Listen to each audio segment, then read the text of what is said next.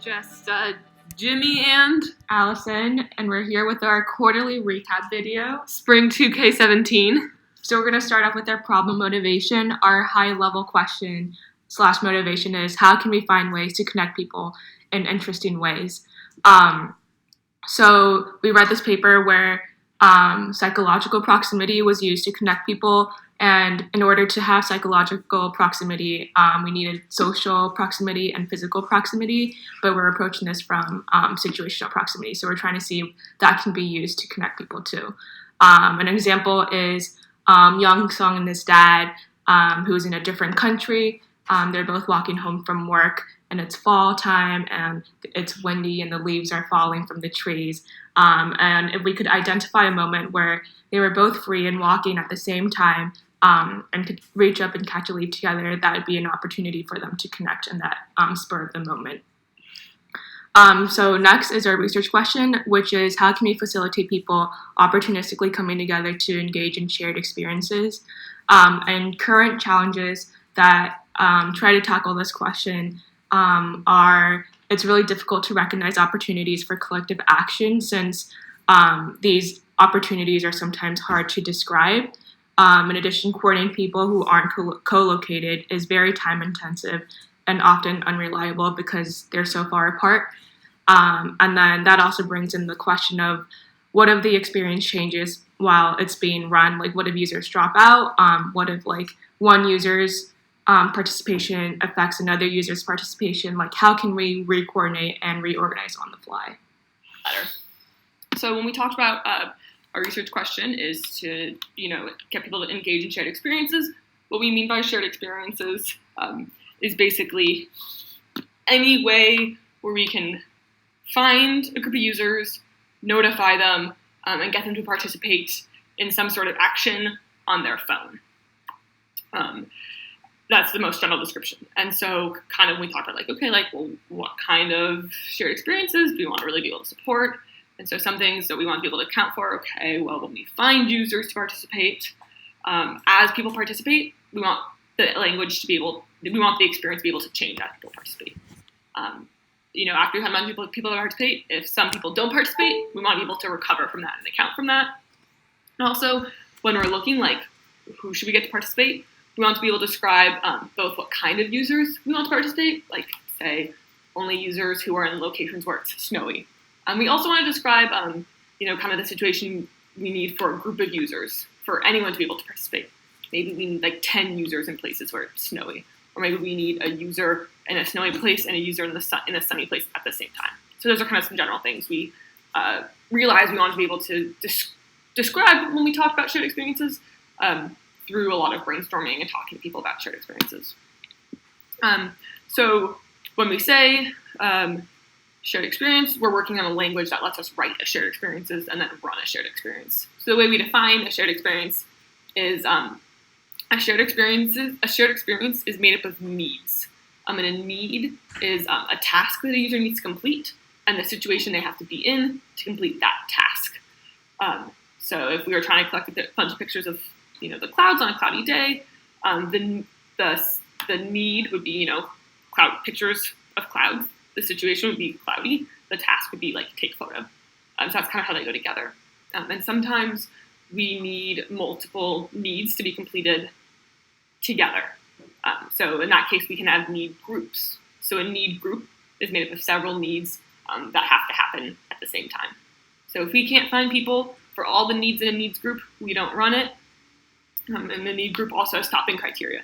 So when do you stop? After 10 people have participated, after 50, you can define that. The language also, we're talking about user participating through their phone, so a user can, an experience creator can design the UI for participating and design the UI that a user sees after they participate. So how do you put together all the participation into, a results page? And also a notification strategy. So how do you decide who you want to participate? If there's 100 users in a cloudy location, do you want 5 of them? Do you want all 100? Do you want 1? Etc. So those are kind of some things that we want the user to be able to describe. Okay. Simple tech architecture. Basically, you find an experience, and when you start, it makes a new incident. From the incident, we get all the unmet needs. We find available users from the user database. Then we use the notification strategy that was defined in the experience to notify users when they participate. There's a callback that comes from the incident. Incident updates the UI. Affordance-aware is constantly updating the users. So we ran a user study where not a user study, we ran a systems test where we had 6 users. We sent them out into the open and told them to go to specific locations where we knew they needed to be to help us participate. And we basically ran story time, which we are going to now take a break to demo. Okay, so right now we're going to show a quick demo and we're going to run the experience called Storybook. So all I do right now, in our code we have a meter method called api.storybook, and all we do is call that in the console. And once we call it, the experience is run. And the first affordance for Storybook was daytime, so any user with affordance daytime will be notified. And it's on notify one user right now, so only one user will be notified. So me and Jenny right now, we both have that affordance. And we're just gonna wait and see who gets the... I got it. Won. So on my participate screen, I see the experience appear. And all I do is I click on it to participate.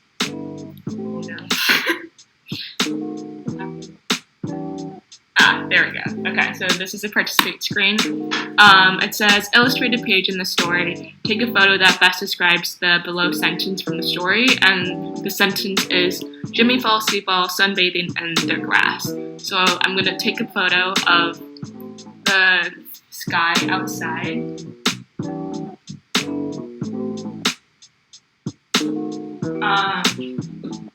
And then I continue with the participate screen, and I see write what happens on page 2 of 8, and it says select a verb phrase and write the next sentence in the story using the selected phrase. So I'm going to go to the drop down, I'm going to pick sunbathe as the verb phrase, and then I'm going to write a sentence using bask in sun. Bask in sun, sorry. I'm going to change it to bask in sun. You can only sunbathe in a park, but you can bask in the sun anywhere. I'm going to write Jimmy, what we got here? Was so happy basking. Happy basking in the sun. Didn't want to wake up. And the sun that Jimmy never woke up in time for software construction final.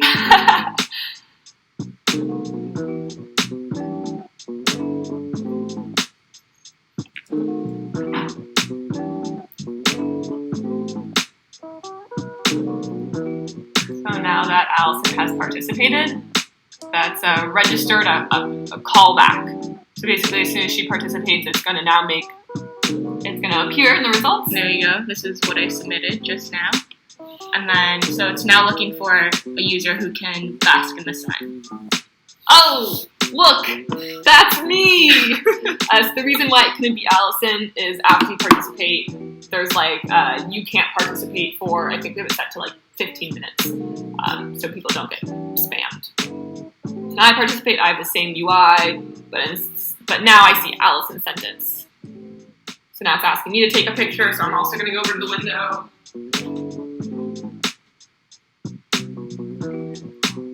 I'm going to bask in the sun.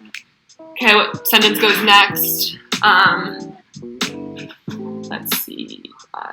Study, Jimmy failed software construction and went to study. So Jimmy didn't also fail physics. So I pick study, and so I think study is defined as a couple different places on campus that are good for studying. Submit. Takes a little bit to load. Oh, okay, so now we see Allison's picture. When we hit the next button, you see my picture. So we're starting to build a story. Yay! That's story time for you. All right, now we're gonna come back to our design log, and we're gonna talk a little bit about our limitations. These are a few limitations that we have currently thought of. The first one is an experience can fail. People aren't in the affordance required for a situational need. For example, if it's like winter time and everyone is inside and we have an experience with the affordance beach, no one's going to be at the beach, so that situation need is never going to get fulfilled.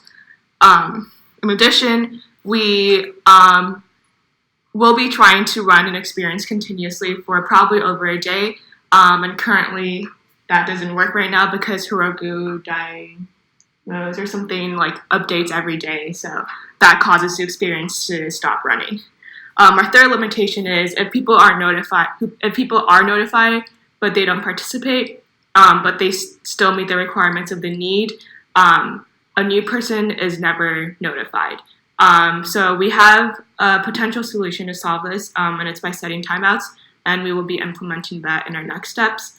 Another limitation is that the language might not be able to describe all the range of experiences we want to be able to implement, or describing richer situations. So our next steps are first implementing synchronous examples because we believe having experiences be synchronous is an important part of connectedness. So one example of a synchronous experience would be cheers, where two people in two different bars cheers at the same time. The next step would also be conducting a study that is opportunistic. We want to run a storybook experience over the summer with people in several different cities, and this experience would potentially run for more than a day or a few days. And we also want to be able to answer the question of what is a range of experiences that can be described by the language and run on the system, and also what is a range of situations that can be described by the language. And our overarching goal is to write a paper for Kai. Woo! Yeah, that's the end of our quarterly update. Peace.